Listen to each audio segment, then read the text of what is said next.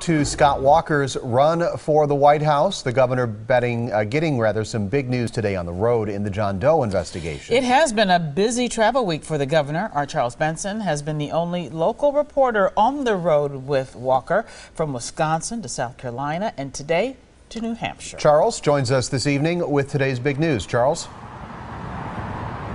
Yeah, another busy day for Governor Walker on the campaign trail. This time he is in New Hampshire campaigning at a Harley-Davidson dealership here in Northampton. This is the third time in 3 days that Walker has picked a Harley location to make a campaign stop.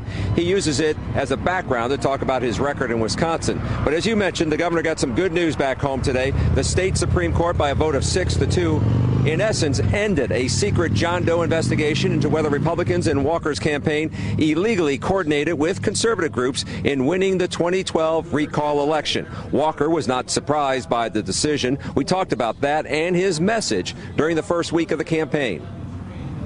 Governor, give me a sense of the Supreme Court decision today. Do you see it as a vindication and a victory of how the recall elections were conducted? Well, I think it showed what we said all along, which was the lower court would be upheld. They have, and we're glad because we can just move on.